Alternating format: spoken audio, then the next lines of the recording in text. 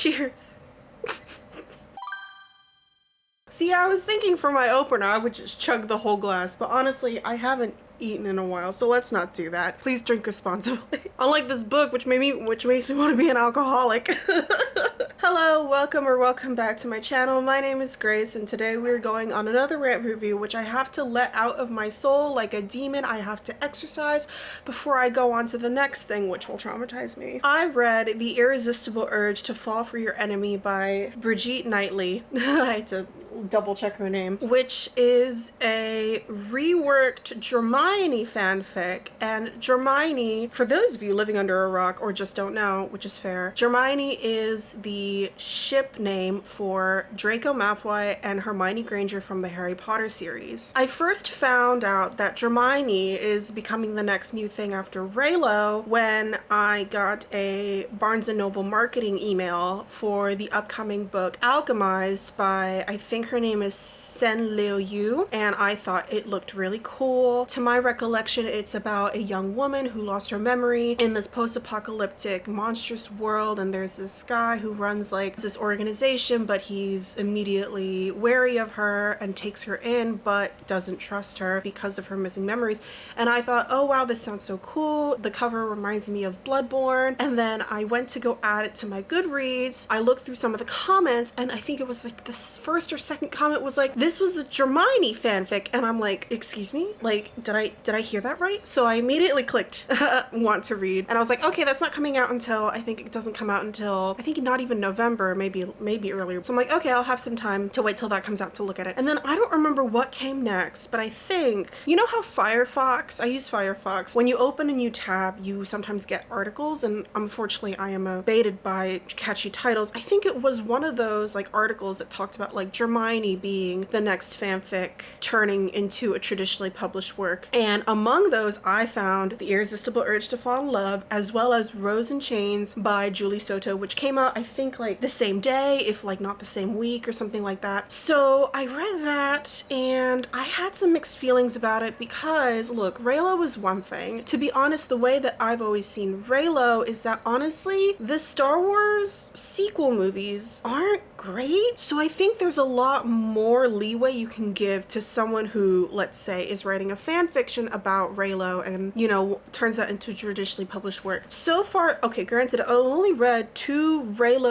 actually 3 Reylo inspired books, and to be honest, like, you can see the colors, but I wouldn't say that the context of Star Wars is helpful to know what these books are. Granted, these were all contemporary romance books. I think that's what helps distance it more than this one, let's say, because it takes place in a magical fantasy. As well as there were other inspirations, particularly with one, I think it was called You Again by Kate Goldberg. That one was also like a Harry meets Sally AU, so it was inspired not just by the Reylo characters, but also by this other highly iconic movie and brings it to a modern twist. I actually really like that book, and it takes place in New York. I'm gonna get off topic before I talk about like the places that were name dropped in that book. So I've only read those 3 Reylo books. Honestly, I think they're all fine. Like, I wouldn't call them my favorites, but they were okay. I've heard of like other books such as, I think it was The Hurricane Wars by, I think her name is Thea Goizon or something like that, and I haven't read that and I don't really care to read it, but I have heard that that fantasy is lacking a bit because of like the carved out spots that used to fit Star Wars context. So I was wondering like, okay, is this going to be the same thing? What is this going to be like? Honestly, I can tell by the cover alone, even though they've made the main lead girl brown skinned, I can tell that like, hey, this is pretty Hermione coded. I mean, Hermione comes in many different colors, so but yeah, it's really giving also like Draco coded as well. So going by the cover alone, it's like one of those like kitschy, quirky, like long titles, and I love the illustration, and I think I will look up her name again, but the illustrator for this cover was also a Hermione artist. But overall, this gives me a very young adult vibe, and that's what I thought it was when I first read it, that like they're gonna like spread the Hermione, oh my god, my door keeps opening, that they're gonna spread the Hermione across multiple age groups so that they can catch multiple audiences. Do not be fooled. This is not a YA book. It's kind of giving the icebreaker problem all over again, where the cover deceives and it deceives badly. There are so many dick and poop jokes in here. I am gagging just thinking about them. Okay, but going back to, as you can see on my screen, the fanfiction, and look, it was one thing when like, oh, this is based off of Raylo fanfic, this is based off the Raylo ship. Now we're getting the specific fanfic it was based off of, and it's called Draco Malfoy and the Mortifying Ordeal of Being in Love by Is This Self-Care? And that is the name of Brigitte Knightley's AO3 handle, and you can still find this on her Goodreads page because for like, I don't really know like what the rules are regarding like, but sometimes fanfic is put up on an author's Goodreads page. I'm not really a huge fan of this, like, to be honest. I will admit I write fanfic, but to be honest, like, these are like facets of myself that I don't mind them touching, but I don't want them to overlap with each other. I mean, if you guys find my AO3, I don't know how you would, maybe. Don't do any internet sleuthing to find my AO3 page, just find it naturally, okay, if I happen to write your ships. I don't really write super often. It's just kind of where I go to flex my writing exercise fingers, and I go to play in the sandboxes of other fandoms to imagine in the space of other fandoms in these different works, these video games, these books, these movies, these TV shows, like playing the sandbox of other people's houses, basically. As fun as that is, it's not really something I want to super bleed into what I hope to be a creative career later in my life when and of course, like, comp titles are undeniable, inspirations, of course, you cannot live a creative life without inspiration. And as much as I tried to give this book the benefit of the doubt, to give it some slack, to see where it's coming from, honestly, this book, as much as it tried to distance itself from Harry Potter, it was a flesh puppet with Harry Potter shoved deep in its ass, and I could not unsee it.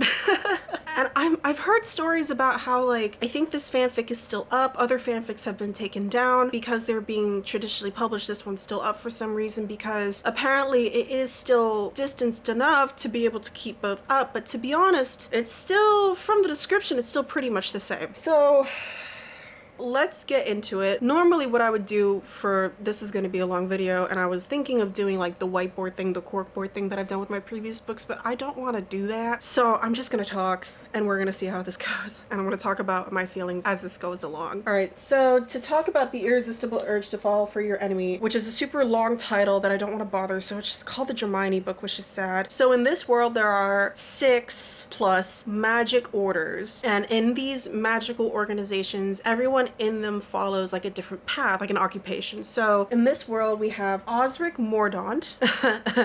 We have Osric Mordaunt, and he's an assassin belonging to the Assassin Order of Fire.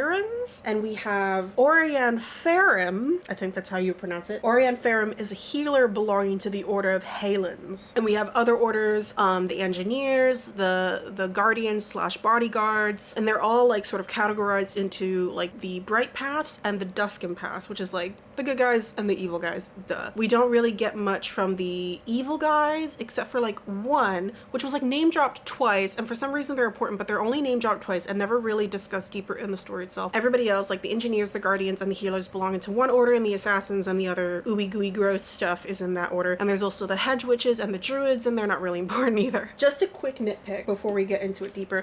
For some reason, I think this must be an American issue because I checked 2 different copies, my copy and a different copy in the library for this. For some reason, my American edition has the glossary in the front, and then the map, and then the content warning notes. But then you flip to the back, and that's where I think the pronunciation guide and the terminology, it's like the list of orders. So here they have the list of orders. That's typical for any fantasy, but for some reason these lists and descriptions of the orders are in the back. But in the UK editions, because I saw a different video and she was from the UK, they had everything in the front. Maybe the pronunciation guide was in the back, but they had the orders, the list of orders in the front, and I actually would have loved that because I'm reading the glossary because I'm a good reader, and then in the story proper, they would just explain everything again and I would get annoyed, versus like when they're talking about like one of the lesser known orders, I've been like, I don't know what this is, but then if they had the list of orders in the front, I would have read all the orders, and then when they like name drop an order and don't explain what it is, I'm like, oh, but I know what it is. Like, what is that? Like, why do they make that change in the, I don't know if it's like an American misprint in general or if it's like an American edition decision, but that's really stupid. Anyway, Osric and Orianne are the main characters, and they're the only characters really. But Osric is in deep trouble because he is losing his magic. They have like different names for magic and stuff. I don't really care. They use a lot of Old English, like the same way that Harry Potter uses a lot of Latin. I hate to compare this so much to Harry Potter, but honestly, when you're introduced as the DRAMIONE book, you're lost. You've kind of lost everything from there. Anyway, they use Old English. The magic is called sea. I don't really care, so I'm just gonna say it's magic. So Osric is losing his magic because during a training accident that we don't see or never remember, he was like basically like bludgeoned in the back. His spine broke into a bajillion pieces. Somehow they patched it all back up together, but because the magic system, like internal magic system, is sort of the same as the nervous system, his magic channels are deteriorating. So the doctors that he goes to are like, hey, look, man, we can't do anything, but like maybe this girl can. Her name is Orianne Fareham. She's a prodigy in like magic healing arts. Maybe she can help you. She is a Halen though, so she might hate your ass. And he's like, look, I got nothing left to lose. I'm just gonna go and like kidnap her or something and force her to help me. Anyway, he breaks into the healer's headquarters pretty easily, despite like it being a big hubbub because they have guardians on their payroll. Not really. Anyway, they have guardians, but he does shadow walking magic because of course he does. And he breaks into her office and she's like, oh, you must be the new mortician? Here's a bag of onions. And he's like, I'm not the bloody mortician. He's not the mortician. I'm here to kidnap you because I need your help in the healing arts. And she's like, you what? She's like, oh, you're gonna kidnap me? So he's like, can you help heal me? And I promise not to kidnap you or whatever. They're like, they have like this back and forth. I don't even remember. But anyway, her boss comes in and her poor boss is like, we don't have any funding for these like poor orphan children who are all like dying due to like pox plague. And it's like, it's supposed to be funny, but honestly, I'm just really annoyed the whole time because she just bursts into the office and he's like, oh, who's this new mortician? I'm like, I'm so bored. I'm so not laughing right now. But the boss comes in, we have no funding, but then she notices the assassin in the room and he's like, hey, like you're an assassin, right? You must make a lot of money. And he's like, yeah, I guess I make a lot of money. And then the boss is like, well, can you give us 20 million gold basically and I'll tell Orianne to help you? And he's like, okay. And poor Orianne is like, God damn it. But of course she wants to save the poor orphan children from the pox plague. So she's like, fuck it. Okay, I'll help you as long as you promise to donate 20 million to help create a vaccine for the pox plague because she's a good person. It doesn't stop there because Orianne is certain that there is no way Osric can be healed, only managed because his condition is deteriorating. There's no way to cure it. But Osric knows that she wrote a paper on like old fae magic. And she's like, look, I was a teenager or whatever with like a whiff of curiosity on like old fae magic. Like they call it various different things, but basically it's like the old ways, like paganism. I don't know. It was a whiff of a curiosity. Old fae magic is just a flight of fancy. Like nothing is, there's like no proof of it. And he's like, but if activated or whatever under the right conditions, the impossible can be done. So you wrote about this, like let's lead on that and like help me figure this out, how to cure me. I can't let this deteriorate my magic because as an assassin, he's going to be executed if he can't perform his assassinly duties or whatever. So basically for a huge chunk of the book, I would say maybe about like 60% of the book is just them like meeting up in various like full moon locations to try and activate this old fairy magic. And it's always like the same jokes. Like for example, Orianne asked to meet up at like a discrete location to do like checkups and tests, but it's always the same joke of meet up at this pub that has a weird name and go to the clinic that is specializing in this disgusting body disease. And also Osric goes there and he tries to find a medical gown, but he can't find a medical gown and Orianne makes fun of him for it. It's that like same series of jokes at least 3 times, and it annoyed me the first time. Why would you repeat it without any difference or escalation or anything like that? So it would go something like, oh yeah, by the way, they have like demon familiars. They're called Deofols because again, Old English. So like Oriane's Deofol or demon is like, hey, Oriane wants to meet you at this clinic. Find this clinic for like butt fistulas. It's next to this pub called the Moist Oyster. And then he goes there and Oriane's like, okay, put on a medical gown. It's in that closet. And then he goes to that closet or whatever and is like, I don't know, like what is this like puce colored lavender medical gown? And then he puts it on and then she would be like, that's a tablecloth. And I'm like, okay. It's like that, like 3 times, like only the names would change. Like, go to the clinic for torn nipples next to the pub called like Ass and Tits or something. And then he would wear like a tartan skirt and his dick would be out. And I'm like, this is not funny. Well, it's funny when I'm saying it out loud, but reading it at the time, it's like, this is just the same joke, but slightly different. And it's not even, it wasn't interesting the first time. It's not different the second time. And I'm so mad. Anyway, so they meet up at these clinics and then they try to like meet up to plan for like, okay, at this month's autumn bay full moon or whatever, because you know moons have names sometimes, like the strawberry moon or whatever, or the blue moon. And then so like at this next full moon we're gonna go to this location which has been described in like old text to be like a place of high magical energy. So like we're gonna try channeling my healing magic into your system and see if that changes anything. The first one doesn't go well. The second one the second one really bothers me because of course like having the main characters meet like once a month isn't conducive to like proper character development. They tried the first 2 times they try on the same night because of course only one full moon a month. So the first time is a dud. The second time it's like, okay, the waters of Kentilworth or whatever, where is that? And he's like, oh, I know where the waters of Kentilworth is. And it's a hot spring, but a brothel was built around it. And then we're having like dick lollipop jokes by like chapter 5 or whatever, and like talking about all the penises and the boobs everywhere. And I'm like, oh my God, I don't care. Also, I thought this was a YA book, but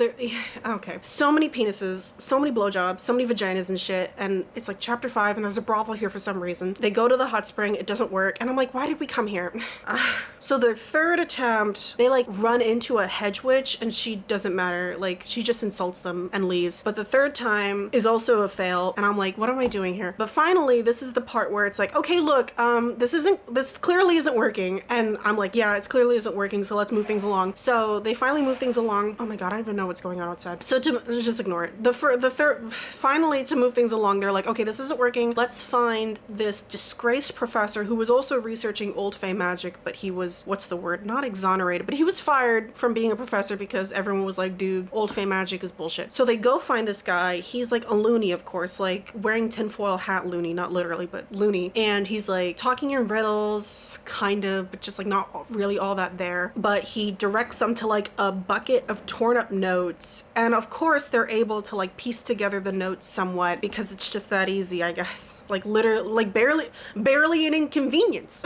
Actually, it's gonna be super easy. Barely an inconvenience. Oh, really? And by the way, like during all this, occasionally, again, like I'm not plotting this out as well as I did because I moved recently and I still don't know where my like sticky notes are. Like I would have had like a whole river of tabs flowing out of this. And lucky for you guys and lucky for editor me, I couldn't find my tabs. I couldn't be bothered to buy new ones. I just wanted to be done with this because that's how infuriating this book was. Normally I would have like been more thorough with like the plotting of events and like reading quotes and stuff, but I don't really want to do that because there's more Hermione books coming out.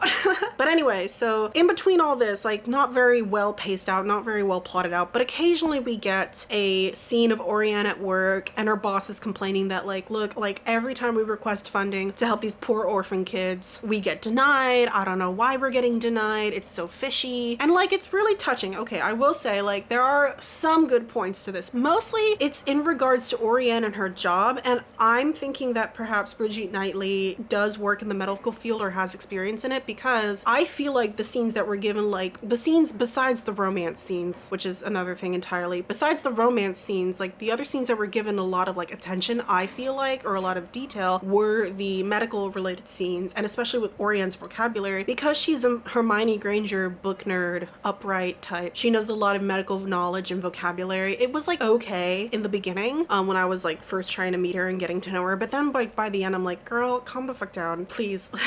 We can't keep doing this. Anyway, so occasionally she's like feeling very emotional about trying to save these kids from the pox. Like luckily it's not like 100% lethal, but it's like heartbreaking to like watch these kids go through like pain and suffering, fevers, chills, like going through this like outbreak. And her boss is like, we're not getting any funding for this, like we're struggling to roll out a vaccine program, inoculation program. And it's like in these scenes we barely get any world building outside of these two magic organizations. It's in these scenes that we get like a little bit of world building in which this is Britain shaped. It's literally British Isles shaped. The kingdoms are still like in the old Anglo-Saxon. The land is divided up into different countries. They call them a different name. It's like tiendoms, but they're kingdoms. But there's queens, so it's equal opportunity monarchy. And I actually don't know if it's a monarchy because like the organization that Oriane is in is apolitical, so I guess they're not beholden to any king or queen. But how does that work? Anyway, whatever. But divided into different kingdoms. Some of them have kings, some of them have queens. They use the names of like the Anglo-Saxon kingdoms back in the early medieval period. So like Kent, Mercia, Northumberland, Wessex. I'm probably pronouncing all those wrong with my dumb American accent. Basically a lot of different factions like having beef with each other, but we don't really know why they're fighting with each other. We don't even know their names. I swear to God, we do not know a single monarch's name, but we do know that they're fighting, that they're like always having beef with each other in the background. And for some reason, this is like not really at least hinted upon more than just like the tiny little crumbs we got. And this does become important later, which is really annoying. Anyway, Osric's demon familiar calls her up and is like, hey dude, my master is having like magic constipation, which was like the only time I laughed. I got a little chuckle out of that. Please ignore these instruction noises. I would normally like talk around them, but I have to get through this for my own sanity. Okay, I hope it's quieted down. What was I saying? So Osric has a magic blockage, but like just before she goes up to leave, she sees from the window, it's so bizarre, she sees from the window that like a group of like thugs are getting apprehended by like the headquarter guardians, and they have like bombs with them and incendiary devices, and she's like looking out from the window as this is happening just before she's about to leave. She's like, wow, that's weird. What are they after? Are they after like our medical supplies? Like why would they have bombs? And she's like, well, okay, I gotta go to Osric's house because he's suffering magic constipation. And of course, guess what? He lives in like a goth manor house, dilapidated and dank. And while she's there, a fellow assassin named Leofric shows up, Ron Weasley, and he's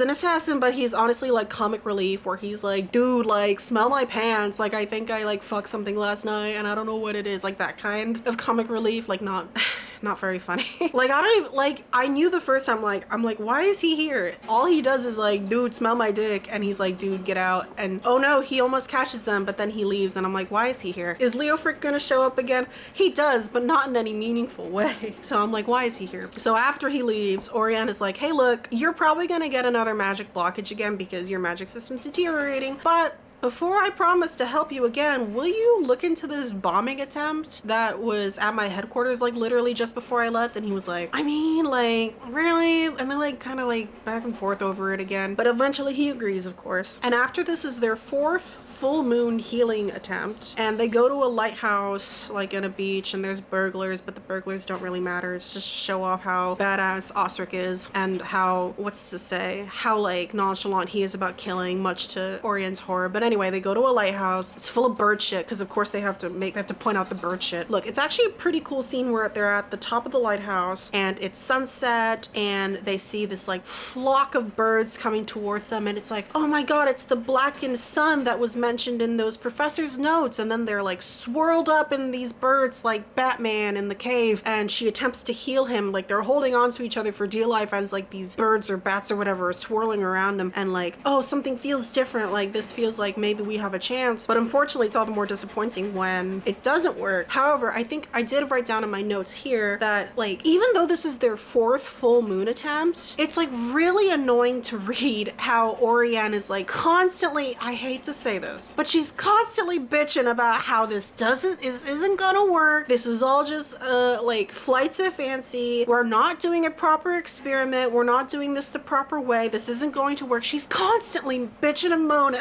I hate to say this.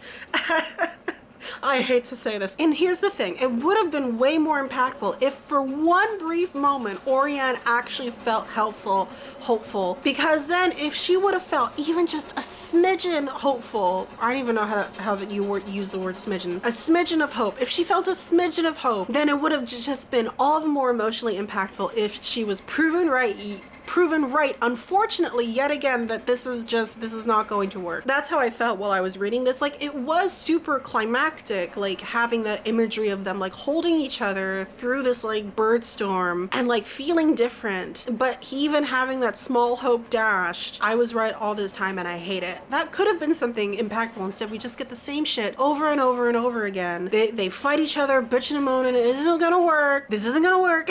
And he's like, oh, you're always so uptight. Why don't you think it's gonna work? Like, we don't have the time. Anyway, I'm gonna go on a rant, but I have to stick to my notes. Blah, blah, blah, blah, blah, blah, blah, blah, blah, blah, blah. Osric, sometime after this, there's like a clinic meetup or whatever. And Osric is like, hey, I have a lead on the guy or somebody who might have ordered the bomb infiltration on your headquarters. I don't know how he knows this. I don't know where he got this information from, but he's like, I have a lead. I have someone who knows something, and I'm gonna go meet him at this like pub later. And Oriane, I don't know why, but she's like, you're gonna murder him, aren't you? And he's like, yeah, probably, because blah, whatever. And she's like, look, I'm gonna come with you so I can talk to this guy and you're not gonna murder him. And he's like, no, I don't think that's a good idea. This is a really shady part of town. And he doesn't say, I don't want you to get hurt, but basically he's like, look, I do what I do, just let me do it. And that's that. But of course, predictably, what does she do? She shows up, and I legit had to like lie on my floor. She shows up with a sex worker, her friend. And the sex worker is like big titty, big butt, dressed in red. Okay, whatever. But Oriane is also dressed up as a sex worker, and her panties have make it bounce on the butt. Oh my god. There's also like a joke about porn films. Like, they don't literally call them porn films, but it was like porn film titles. Of course, everyone in this bar is like up to no good. I don't know why these girls work here. Please, I really do hope the construction isn't showing up. I need another sip. It's the make it bounce on the butt that does it for me, okay? There was no need for that. They do not need to be wearing bikinis with juicy on the ass, okay? I don't get it. Anyway, she shows up dressed as a sex worker. Osric is like, what the hell? And I'm like, what the fuck? Of course, his contact is a disgusting man named Scorp, and he has like a tattoo on his stomach that says choking hazard, and it's pointing downward. Unfortunately, Scorp is the contact. And while I was reading this, they were like, Scorp, that's your name? And it turns out Scorp was like a one-off joke earlier in the book, because when they went to the public hot spring baths in the brothel, there was like graffiti on the wall that said like, Scorp blew his load in here. And I'm like, can you not?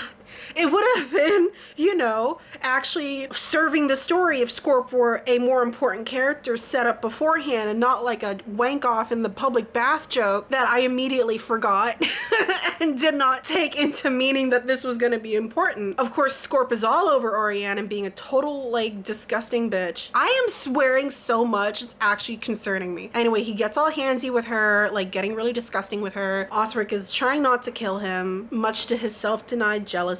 And as soon as Oriane is able to like weasel out the name of the guy who ordered the hit on the healing headquarters, she's like, okay, I'm done. I'm out of here. Luckily, what was kind of a nice touch, although I felt like it was ham-fisted. I don't know. I felt like these like poor ladies could have been more important characters instead of just like weird props. But anyway, like the other ladies are like, are you okay? And Osric also like follows her to the bathroom to check up on her. And like the other ladies are like holding up frying pans and broken bottles and is like, are you in this bathroom up to no good? Whatever. They don't matter. They don't matter. And then of course, guess what? Osric kills the man with a fork off screen. So I don't really see the point in Oriane being there like that anyway. Oh my god.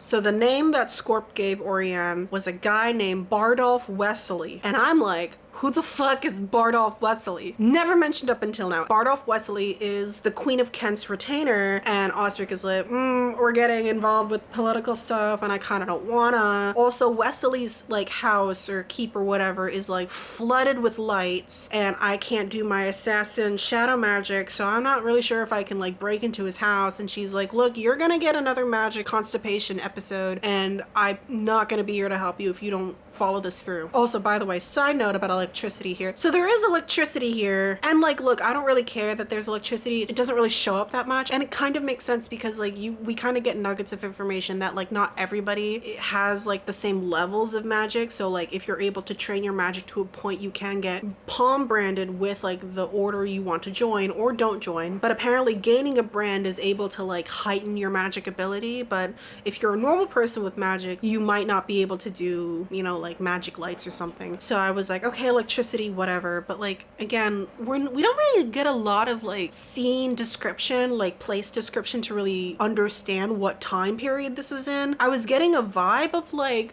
again, similar to how Harry Potter is stuck in a certain period of time, even though it takes place in the modern world or like the 90s or whatever. Even though it takes place in the modern world, the wizarding world is still away and like still technologically behind. So I was imagining something like Victorian, maybe even Edwardian a little bit, because like I think it was around 1881. I looked it up. I'm not saying, oh, I think it was around 1881. No, I looked it up. It was around 1881 that the first like electric generator factory or whatever was built in England. So I was imagining Victorian era. But then also, here's the thing, right, that really annoyed me as well. I don't remember what other types of transportation that they have. Maybe it was mentioned as a one-off. They don't have cars. I don't remember if there were trains, but what they do have are waystones, and the waystones are connected by ley lines. So what they are able to do is to basically apparate. Oh my god, I hate using all these Harry Potter terminologies, but they're basically able to teleport themselves using the waystones, and the waystones are built next to pubs. So that's why Oriane would say, waystone yourself over to like this pub and go to this clinic. So it's basically like teleportation points in a video game. I didn't really mind that, but what was annoying was that every time they would use the waystone would flash, mind the gap. And I'm like, are you fucking kidding me? This isn't funny. I'm really annoyed right now, and you're telling me to mind the gap, and I'm like, where is this coming from? Okay, because I'm gonna segue into world building a little bit here, because normally I would let it slide maybe once or twice, maybe a few times. If like the rest of the world is more like fleshed out and cohesive, it's like hard to come up with words, and words came from somewhere, right? But this is like a small unfortunate case of refrigerator magnet world building in which like you're just throwing things on top of it, and it's not cohesive, it's not really sticking together, it's just one thing on top of the other, and it's not really working out. So like, mind the gap. And it's like, what are you talking about? Are there trains here? Is this like the tube station? Like, what is this? And then there were also like occasional words, because you know, some words are like named after people, like mesmerization is named after a guy named Mesmer. But then like at the very beginning there was like daguerreotypes, and I'm like, so Louis Daguerre or whatever his name is, like the inventor of the daguerreotype, which eventually became like the progenitor of the photograph. Daguerreotypes exist, so that means Louis Daguerre exists. I'm like, you could have just used photograph, you could have used like any other word, because photograph is not using a real person's name. And they also had like chaotic, like that word that was based off of Don Quixote, and I'm like, so Don Quixote the book exists in this world. And of course Byronic was used once, so I'm like, Lord Byron exists in this world. I'm like, you can't, first off, your world building is already kind of shit, so I can't let these things slide. Anyway, that was like a bit on like the world building and how much it just, no, it's not working for me. Where was I? Oriane is like, hey look, we have the name of the guy who ordered the hit. We're gonna figure out a way to like break into his house. After some time later, they go for a checkup. Leofric is at this clinic for nipples. They have to dodge him again. Oriane and Osric have to pretend not to know each other. But this checkup reveals that Osric's condition is actually slowing down. And Osric, and I thought this was really touching. Look, I'm a sucker for sincerity. So Osric is like overjoyed and not being a bastard for once that he might actually get a chance to live, and like kisses Oriane's hands and is like, you're doing it, you've done it. And she's like, oh, I'll forgive you for the kiss on my hands, but like it's just slowing down, you're not completely cured yet. But like, I was overjoyed by a modicum of sincerity. And we're like approaching 2/3 of the way into the book. They discuss their next full moon attempt. Oh god, it's just going to different locations and just doing shit there. Their next full moon attempt is in Druid territory, I think that's what they said. And unfortunately, Osric is like, ooh, Druid territory? I don't think so. And she's like, why? And did you kill somebody? He's like, yeah, I might have offed their chief a while ago. Anyway, that's not important. They don't actually go to that location in this book, but it's probably going to come up in the next book. Am I going to read the next book? Yeah, probably. Anyway, finally, trying to find a way into Wesley's house. Oriane's boss is like, hey, actually, you know, he sent us a letter to examine his sick daughter. Let's use that as an excuse to like go through his front door. And they're like, okay, this is our way in. Osric Osric is disguised as a guard, and he and Oriane make it inside, and of course there's shadows inside, so he's like, great, I'm gonna go burgle. But even though they're shown into the keep, the guy's name was Pipplewraith. Anyway, Pipplewraith, the butler or whatever, Pipplewraith the butler shows them into their rooms, and they're like, hey, can we see his daughter? And he's like, oh, you'll see the daughter tomorrow. We'll see him tomorrow. Well, if the child is gravely ill, we should go see her. It's like, oh no, it's totally fine. Before Osric does burglary, they actually see the child like running around and giggling and laughing and being totally healthy, and they're like, what? This girl is totally fine. Okay, so Osric does the burglary. The burglary is off page and lasts one paragraph, and he finds like all sorts of shit and a kitten and like bottles of wine from his cellar, like the whole shebang, like jewels and everything. And I'm like, this was literally, you know what? I'll read it to you. You know what? I lied. I am actually gonna read quotes. Okay, this is page 268. You know what? Okay. I'll read it in an American accent, and then I'll read some of it in a British accent, because I told my friend that I think reading it in a British accent makes it slightly less insufferable than reading it in an American accent. Okay. Mordaunt pulled his hood over his head and placed his cowl over his face. I'll be back in a few hours. I'm leaving her with you. Her? Asked Oriane, but Mordaunt answered her question by summoning his Deophil. The smoky form of the great wolf materialized. Normally she had an unsettling tendency of floating her teeth at Oriane's eye level, but today she hung low. Her golden eyes glowed insolently at Oriane, then fixed themselves upon the door. She'll find me if you need me, said Mordaunt. All right. Now he was a shadow in the darkness of the antechamber. And Farum, what? Don't look so grim. It's the monster you need tonight, not the man, because blah blah blah, something earlier. Oriane rolled her eyes so hard she saw her frontal cortex. The monster, stiff with vexation, left. And then you get like a little illustration to indicate a scene break. I'm gonna read this in a British accent.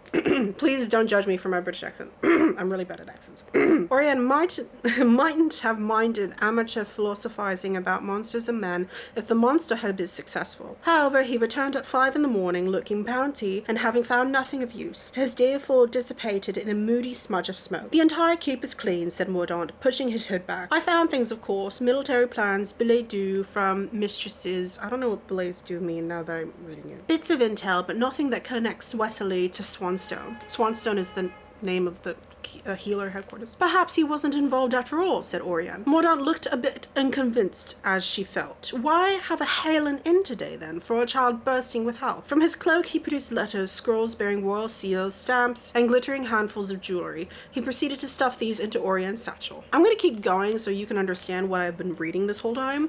What's all that, and what do you think you're doing with it? Asked Oriane. Discovery, said Mordaunt. Going to sell the military intel to Kent, hawking the jewels. As for the letters, Wesley's got 7 lovers, one for every day of the week, I suppose, and some of them will be worth blackmailing. I beg your pardon? You said you found things. You didn't say you stole the things. Obviously I stole the things. Didn't kill anyone, by the way, not that you asked. Taking me a bit for granted, I think. This isn't what we came here for, said Oriane, as Mordaunt continued to stuff his contraband into her bag. You can't take those things. Of course I can. What are you going to do? Call the guards on me? Oriane snatched her satchel from him and inverted it onto the bed. I'm not going to get involved. Do you know how this would look for my order if they were to find these things in my bag? Military plans, really? Well, where am I meant to put them? Asked Mordaunt. I don't know. I don't care. Stuff them into your codpiece. I also found a kitten. You found a kitten? Yes. A hissing, dripping black ball was placed in Oriane's hands. It's just a lot of talking, and I feel like a lot of that talking paragraph could be squished down. And look, they do this a lot where they talk, or they talk about talking. But no, it would do some of those things where like, okay, I would actually like to see him burgle things, because of course what he burgles becomes important later, but we don't know that because we didn't see it until later. And I'm like, wait, so the stuff you burgled was supposed to be important, but you didn't. Okay, I'm gonna stop. Oh, God. They meet Wesley the next day, and of course he's a piece of shit because he's like, he meets them at the dining room, and he's like, okay, the blah blah blah blah blah, pleasantries, blah blah blah blah blah, nice talk. Look, healer Farum, actually, I want to know who donated like 20 million gold to you, because that guy's a piece of shit, and like, why the fuck would he do that? And she's like, why do you care if some random anonymous donor donated 20 million gold to our vaccine program? You're being shady, like, what do you need that for? And he's like, look, whoever did that is stupid, guards after her. And she's like, this is like supposed to be reminiscent of like those burglars that they met at the lighthouse, where she's like, no, he's really an assassin, he's going to kill you, so you should stop. look, here's the thing. I'm gonna insert this here because I forgot to mention it earlier. We know that Osric's spine was apparently pulverized and hastily patched up together, and that affects his magic system, his internal magic system. And yet, the worst we've ever heard him feel after this accident is like he gets like numbness in his hands. And I'm like, dude, it's a miracle you're not paralyzed, because I feel like it would have been more interesting to read about Osric struggling more after this accident, because look, I'll be real with you, all of us are one accident away from being disabled. Like, numbness in the hands, of course, is frightening. Like, I'm thinking about Doctor Strange, but I'm thinking like, why isn't he feeling any chronic pain? Like, why doesn't he get like bouts of magic failure that would be more interesting to read about in a fight? Like, he's usually so confident, he's usually so badass, but then all of a sudden he feels vulnerable because his magic system isn't working like it normally does. And yet, like, he easily defeated those bandits, and like, spoiler alert, not really, he easily defeats these guards too, and it's not interesting to read, I hate to say. I would have liked Osric more if he struggled. And look, I like Osric in the moments when he's being emotionally vulnerable. I don't like Osric like 99% of the time. Like, his emotionally vulnerable moments are like 1% of the time. Okay, maybe like 5%, but like not the majority of the time. He's not very likable the majority of the time. He sheds like his guard disguise and he's like, haha, I am a fire and assassin, so you better not make me kill you. And she's like, yep, he's gonna kill you. And he's like, look, you're just one assassin and I got like a dozen guards. But then guess what? Okay, this was so stupid. This is so stupid. So I mentioned before that Osric has shadow walking powers. How does he defeat these dozen or so guards? He does an alien chest burster, because there are shadows inside people's bodies. So basically he teleports inside people's bodies and made them explode like a xenomorph chestburster from Alien. And I'm like, you have got to be kidding me. Because, and I'm gonna be that bitch, people don't have shadows inside of them. People have darkness, because shadows cannot be created without a light source. But that distinction wasn't explained, despite this being a highly medically detailed book. It's not detailed in physics, I guess. And then all the guards are dead. Massive carnage inside. Wesley tries to get Orianne as a hostage, but then Orianne has a little bit of magic of her own. She manages to disable Wesley, but then he falls down wrong and cracks his head open, and she's like, oh my god, I just killed someone. And he's like, haha, welcome to the club. She feels guilty for all but 0.2 seconds because it was self-defense. And that's like the only time, I guess, she excuses murder or whatever. And they get away from this so easily. Even though the way it was described, I swear, it was like alien chestbursters. Somehow they do not get any blood on them, I guess? Or I think maybe Osric gets blood on him, but then he goes back into the guard armor that covers everything. But I guess even the armor didn't get any blood, because they're like, we were never in here. We were in the reception room this whole time. They never came to receive us. And they get away from it scot-free because everybody else in the household is like, oh my god, like, there's no way a healer and a guard would have been able to do this horrific massacre. And they get away from it so easy. Like, this is the worst assassin ever. No, you know what? He is the best assassin ever, only because everybody else is so stupid. Actually, it's gonna be super easy. Barely an inconvenience. Oh, really? Anyway, of course, what Osric burgled is important. Turns out the wine bottles that he stole isn't actually filled with wine. They're actually filled with like preserved virus juice or something. And Orianne is like, look, I have to get these tested, but I have a feeling that these are pox viruses. Somehow Wesley and the Queen of Kent, by extension, are responsible for like the outbreak of pox plague among the poor orphan children. But why would they be releasing plague that's only affecting poor orphan children? After this, Osric goes back to his assassin headquarters. He does this occasionally. It doesn't really matter until now. He goes to hawk off like stuff that he stole from Wesley's house, but he gets enough information from like the other assassins there that like, hey, there's a job that's happening in this location and it's going to be against another order. And usually we don't take jobs that go against other orders because we have like, I totally forgot until now. They apparently have like peace treaties between the orders. I don't know how this works if they're assassins, but whatever. Apparently everybody agreed to this, whatever. They're like, usually we don't like like target someone against orders because we do have like kind of a vibe going on, but we got this job and we're going to target this other order at this location. And he's like, the healing order is the only order at that location. So he's like, okay, I gotta call Orianne on the demon familiar phone because of course like the demon familiars can like transport. Oh yeah, like in the very beginning of their meeting, they like exchanged email addresses, and now the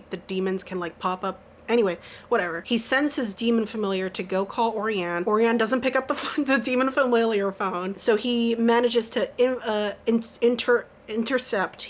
intercept his assassin fellow, the same guy who happened to give him the training accident and pulverized his spine. He's like, dude, who hired you? Who are you after? Are you after this order? And he's like, fuck you. But then he fights the assassin, and of course Osric wins, but Osric actually gets stabbed. So the Orianne's demon familiar, because they have their own personalities, except it doesn't really matter and they just take up page time. Orianne's familiar's like, go to Orianne's house, that's where she is. Like, not her office, not her dormitory in the healing headquarters, like her family's house. That's where she is right now. So Osric is like, I gotta warn her, I'm bleeding out, I need help. So he goes to her family's house. They just came back from a night in the opera, and he's like, I'm Orianne's friend. Oh, there she is, and she's dressed up because it was a night out. And Orianne is like, yeah, he's my friend. Anyway, he's not feeling well, so let's take him up to my room, her childhood bedroom, and that's where she like treats him, luckily. And this is the part where he's like loopy and like on medicine and like emotionally and physically vulnerable in her bedroom. And I was thinking during this point when she's describing him, she every once in a while, like Orianne would like imagine Osric, oh, he would be like a great guy if he wasn't an assassin and a murderer. And so she sees him in her bed dying and sickly and like recovering from an injury, and she's like, wow, what a great person. And I'm like, this is some sort of syndrome. And I'm like, I think it's probably Florence Nightingale effect, not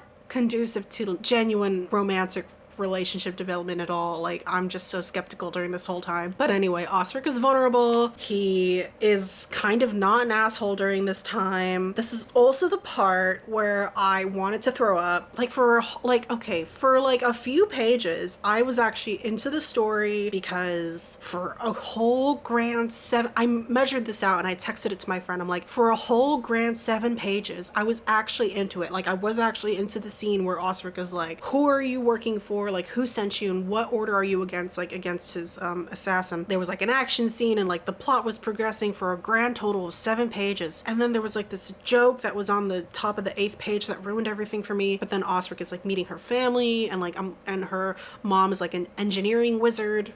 Like, we're looking into Orianne's life, and she's a different type of person when she's not at work, so I was like into that. And then for a grand total of 20 pages after all that, I wanted to throw up the whole time because Orianne's been working so hard trying to take care of Osric. She like does this minor side quest in which she asks her coworkers what to do. She's basically a magic neurologist, so she asks her like emergency medicine friend to be like, hey, look, so this guy just got stabbed. My friend has a friend who got stabbed. How do I treat him? That like takes up way too much time. I don't know if it's gonna come up later that she like went out to ask her friend out for lunch to ask emergency medicine questions. But she comes back and she's like, oh my god, I worked so hard.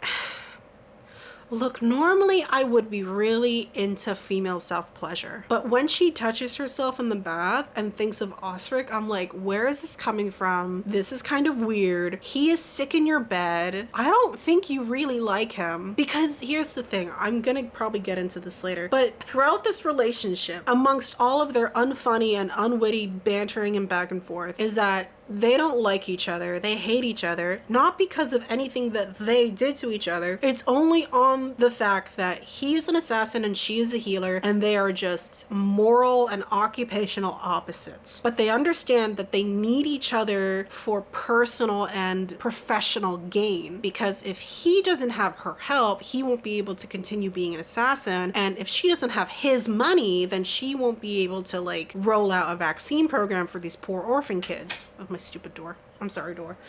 So they constantly remind themselves throughout the book that they're just using each other. And I don't think you're pretty. I think you're ugly. I think you're an asshole. I think you're just a jerk. I think you're a piece of shit.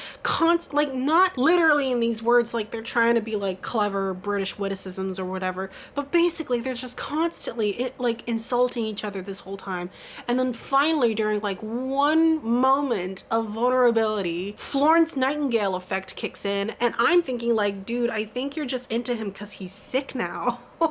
Anyway, she does a little bit of like self-soothing in the bathtub and thinks of him. And I'm just like, girl, I did not want to read this. I hate to say it, I did not want to read this. I don't know where this is coming from. And then later in the book, Osric does it too. Except what's worse is that she's sleeping in the same room on like a couch and he's getting handsy with himself, watching her sleep. And thinking of obscene things while watching her sleep and touching himself. And I'm like, this is awful. I hate this right now. This is so gross. Because then I'm thinking it's like reversing that Florence Nightingale effect, because I don't understand what Osric sees in her other than what she's providing for him in this moment of need. Like, she's capable-ish, sure, she knows a lot, but I feel like the only moment she's really impressed him was when she did self-defense and the guy accidentally offed himself. I don't see what they see in each other in this point, in this like the only sexy point, which is really gross. After this, Orian's parents throw a house party for their anniversary. Osric is still recovering, so he's watching everybody from a balcony. There's this guy named Aiden. Aiden doesn't matter, but Orian is like, he's an old friend. He's too nice. I'm not interested in him. And I'm like, of course the safe choice is not interesting to you. She joins Osric on the balcony and they chat and blah, blah, blah, blah, blah. She's like, look, I'll tell you about my past love if you tell me, how about what happened to your parents or something, whatever. And he's like, I was hoping we would just not talk about that, but anyway.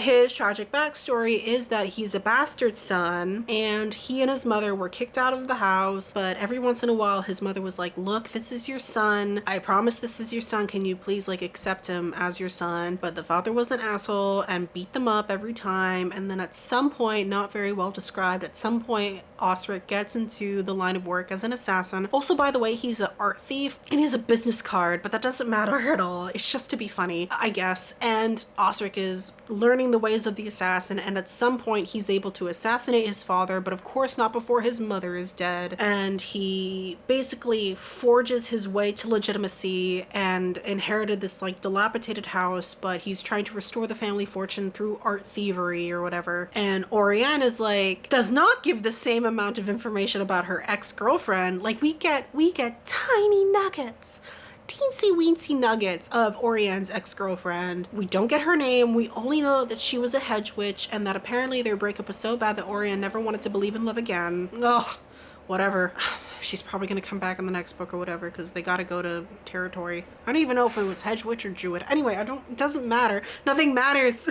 For some reason, Osric, whatever, he's feeling the romance in the air, love in the air tonight, and he's like, Aiden is looking for you, so let's throw him off by dancing. And she's like, oh my god, you and me in a dance? But they dance to the music that's coming from the party. Everybody's watching them, which is so weird. The rain picks up. There's like rain and music and dancing, and I'm like, okay, this is kind of cheesy, but I was kind of into it a little bit. It was really cheesy, but I was kind of into it. But then, right before they kiss, by the way, because of course they kiss, right before they kiss, by the way, she's like, how's your urination habits?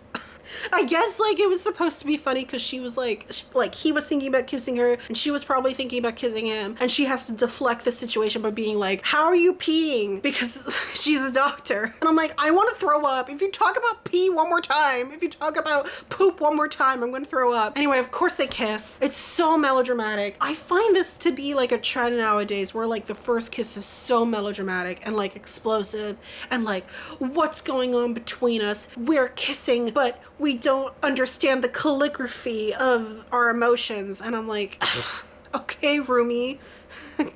Sorry, I can't deal with you right now. Anyway, they break from their kiss. Everybody is clapping or whatever for some reason, like omedeto, I guess. And they're like, wow, I didn't think you'd kiss me. And she's like, well, yeah, I should go. And he's like, yeah. And they let each other go and they're clapping for a thing that was a lie. And I'm like, okay, I don't know where this is coming from. You were doing like dick and poop jokes for like 69% of this, but I literally calculated the percentage point. It was like 69%. And then I remember specifically calculating this. The party was at the 92% mark. We finally get his backstory at the 92% mark. They finally kiss around this time.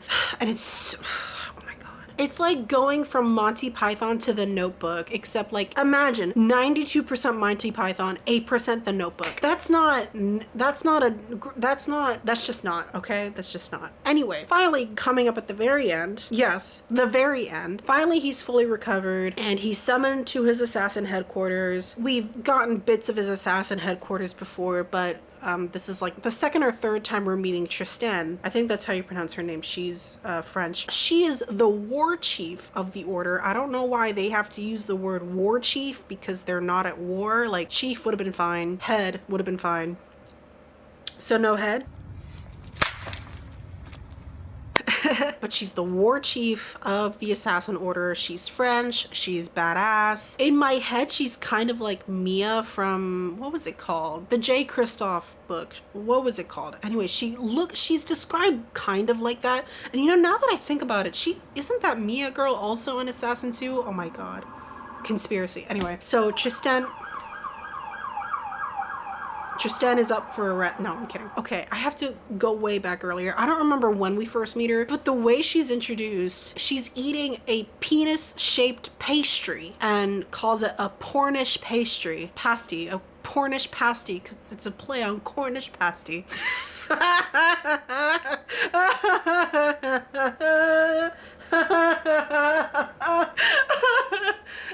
This isn't funny. This wasn't funny when I read it. When I was reading it, I was like, are you fucking kidding me? It's only funny when I'm telling it to you because of how ridiculous it is. Am I crying right now? Anyway, this chick is supposed to be chic, French, top assassin. Like Osric even says at the end where he's like, dude, yeah, look, I can shadow walk, but she can shadow leap. Like, dude, she's the top assassin. Everything I can do, she can do better. Like, we don't really get a sense of their relationship other than like she gives the orders and he's received them. Like, I don't know if she's the one who found Osric when he was like a teenager, like out on his luck, like swearing revenge on his dad. Like, I don't know if she's like a big sister. Maybe there was like a different a previous war chief that they both learned from. We don't get any of that. We just know that she's badass, she's French. The first time we meet her, she eats a penis-shaped pasty and I want to literally want to gag. Oh my God. Maybe I'm being the melodramatic one. What was I even saying? Anyway, Osric is summoned. Tristan is like, she's literally in like a serial killer meat locker with like men dangling from meat hooks everywhere, whatever. And she's like, our fellow assassin has been missing. She does this thing where she inserts French words. So of course I gave her a French accent and I'm holding the wine now. Where she's like, our fellow assassin is missing. I will take on the mission that was uncompleted because we never leave a mission unfulfilled. Even though it's a mission against another order, I will not let it go unfulfilled. And of course Osric is like, ooh, yeah, okay, cool, Tristan, I'm gonna go now. And so of course he goes to warn Oriane. It feels pretty urgent. And he's like, look, like double ward your doors, double ward your house, guard your wife, guard your kid. That's a super old meme. But he's like, ward everything, ward the bridge that goes out the back door, ward the bridge that goes through the front door. He's like, ward all of this. Like, we don't know when she's coming. She could be on your ass in a minute. Cause he's like, she's the top assassin. Everything I can do, she can do better. Yeah. And then it's also at this point where Oriane is like, we officially tested like the bottles from the cellar. It was poxvirus. Why are they doing this? And they talk about it and then they're like, oh, how are Drior made? And I'm like, what the fuck is a Drior?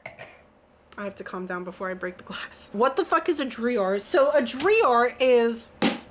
That was so loud, I'm so sorry. So for some reason, again, the orders, the list of orders are on the back. We only get like one mention of Drior and that was not explained at all, like what it is. And look, here's the thing. If the list of orders were in the front, I would have been like, oh, a Drior is Old English for blood and gore and an order of Death Knights with the skull logo symbol. I don't know what Death Knights mean. Like, oh, do they mean like zombies? Like they're getting these kids to fall sick and die so they can turn them into zombies or whatever? The terminology was so vague that I was like, Death Knight. Okay, so like, what are we talking? Like the Wraith from Lord of the Rings? Or are we talking like raising an army of the undead but they're kids? I don't know. And then the book just ends.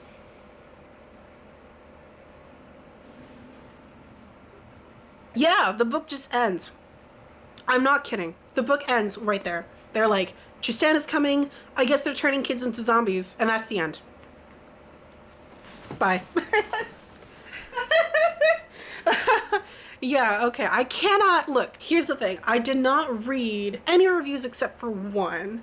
I read Monty Price's review. His review actually took me by surprise about how positive it seemed to be, but he gave it no rating because even he acknowledged that this was an incomplete book, an incomplete book. So he could not give it a full rating because the book was incomplete. I'm like, okay, incomplete. So that means it ends on a cliffhanger, right? Look, I cannot even with how badly this ending choice is. It's like ending like the second season of Avatar: The Last Airbender just before Zuko betrays the gang for Azula. Because this would have been like a really solidifying climactic moment to end on if, let's say, Tristan showed up the next night and she's like, coming to get your ass in French, and Osric is like in the middle between Tristan, who we don't really know her relationship to him. Maybe she's a big sister, maybe she's not. Like, I don't know what her relationship to him is, other than like, again, she gives the orders, he follows them. Versus Oriane, who he's kind of started to develop feelings for. Like, he has to choose between these two people in his life, and he chooses Oriane, of course,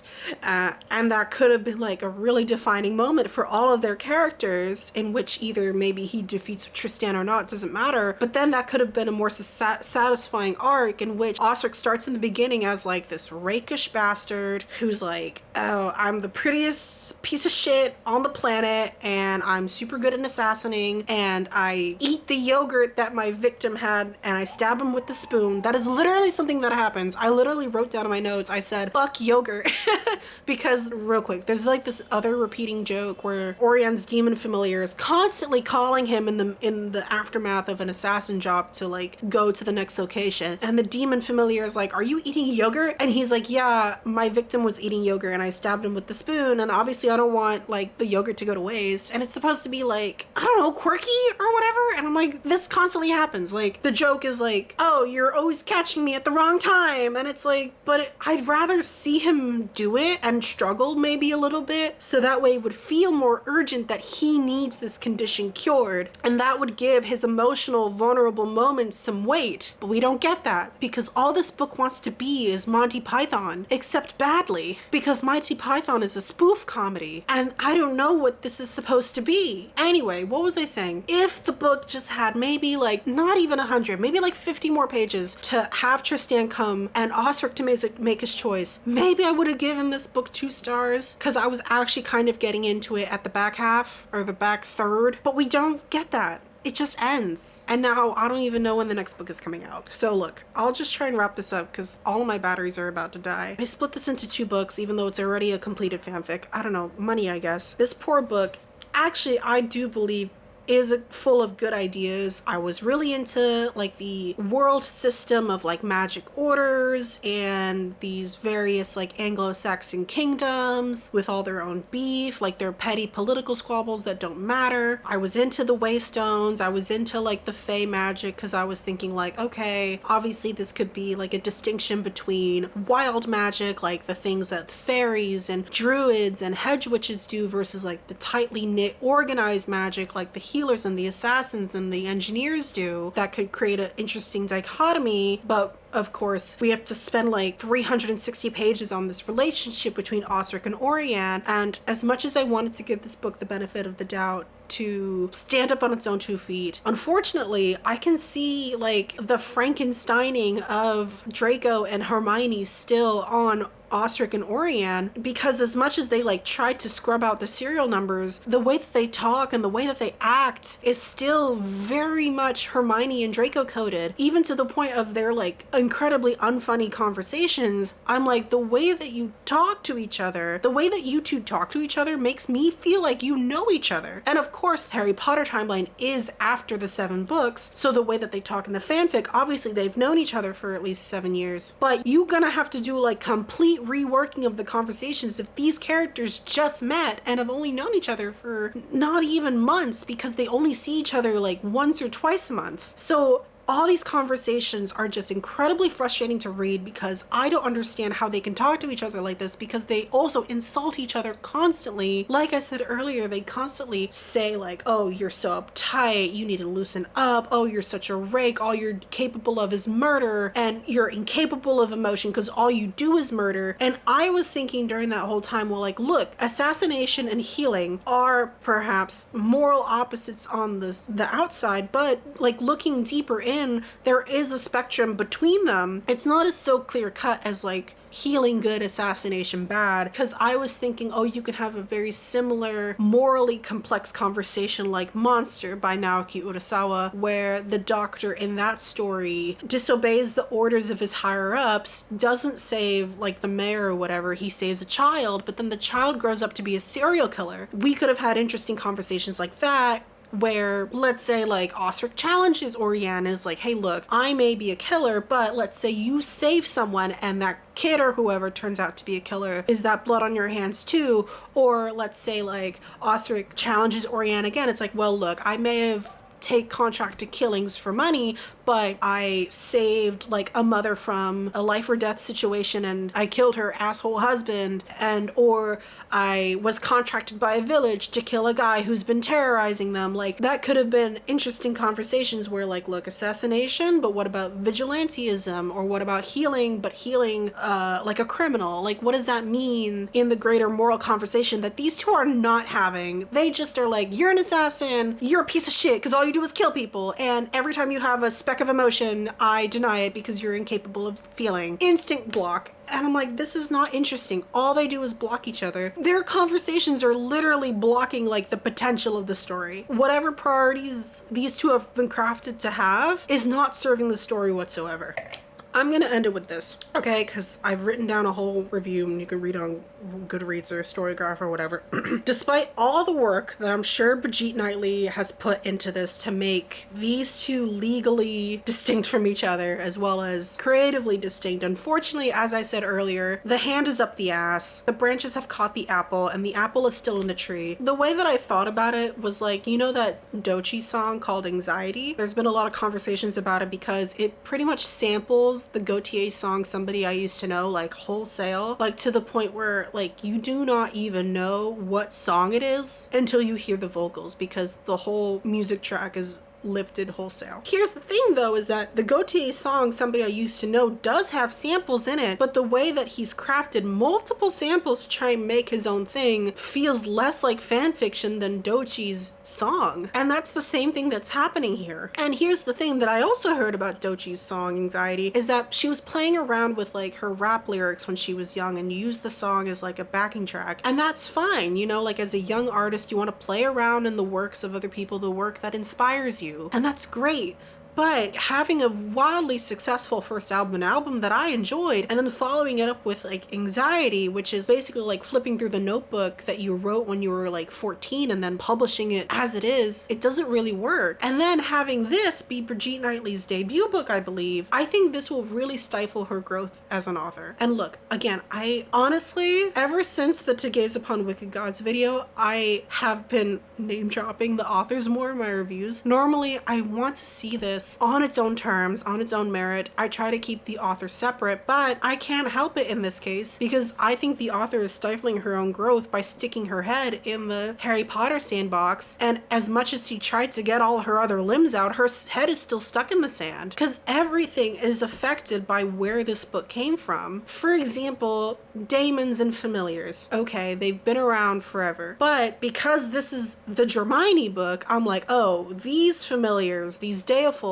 are just Patronuses with personalities. Ley lines and waystones have also been around forever. That's a thing in British folklore, like tons of other works have referenced ley lines and waystones, but then they say cheekily, mind the gap, and I'm like, is this like the telephone booth that takes you to the Ministry of Magic? Is this like platform 9 3/4 in the middle of King's Cross? Like, ooh, mind the gap, and I'm like, where am I right now? And as much as daddy issues and tragic backstories are like like a dime a dozen. They're still interesting, but Osrix can't stand on his own because he's just another Draco in leather pants. And he can't stand on his own. Even Leofric with the red hair. Ron Weasley can't catch a break in his next life. Does Brigitte Knightley really want to be known as the Hermione author for the rest of her life? This stupid long-ass title is too long. The Irresistible Urge to Fall for Your Enemy. No, it's now just called the Hermione book. So, look, some people who've read the original fanfic like this book, some people don't. If you haven't read the fanfic, maybe like Monty Price did, maybe you'll like this. I don't. I really didn't. And as much as I wanted to give it grace and patience and sympathy, and actually a little bit of pity, a higher star rating, this is a massive 1-star read from me. I have mixed feelings about filing off the serial numbers, so to speak. Honestly, I think we're getting worse because in the old days, you can say, oh yeah, 50 Shades was a Twilight fanfiction as like a fun fact because it wasn't marketed that way. And even with the Love Hypothesis, it was a little bit like a side eye. I don't think it was ever marketed as the Raylo fanfic. It was marketed as its own love story that just so happened to be a little bit like, hey, wait a second, isn't this Adam Driver and Daisy Ridley? But now it's getting worse because people and perhaps publishers have seen that success and are like, well, we should lean into this more. And now I'm saying, I think you're leaning so far that you're falling. Please stop. Get some help. Stop it. The success of filing off the serial numbers, it really all depends on the fanfic. What kind of original characters did you take? Does this take place in the original world, or did you like write an AU and now you can build off the AU, the alternate universe, even your ability as an author? I haven't read A Deadly Education, but I heard it was based off of like revamped Harry Draco fanfic. But Naomi Novik has had a plethora of books under her belt before she wrote Deadly Education. Again, to have this as Brigitte Knightley's debut, I think is going to stifle her growth unless she can really use this as a leaping off point. And I mean, she needs to leap far, and I wish her all the best. Okay? Normally, this is be the part where I say, kiss your fandom friends goodnight.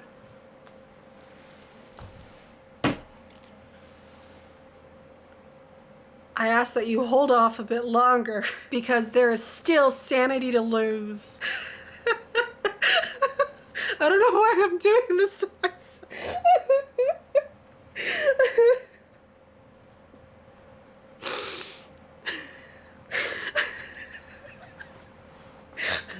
Okay, I think I got like eyeliner in my eye from all the crying I've been doing. So please subscribe if you'd like to see Rose in Chains. Oh my god, I really did get makeup in my eye. Oh my god. So subscribe if you'd like to see Rose in Chains. Oh, please give me a like so I can restore some of my sanity. This is like a Dark Souls run. I'll see you on the next one. Okay, bye.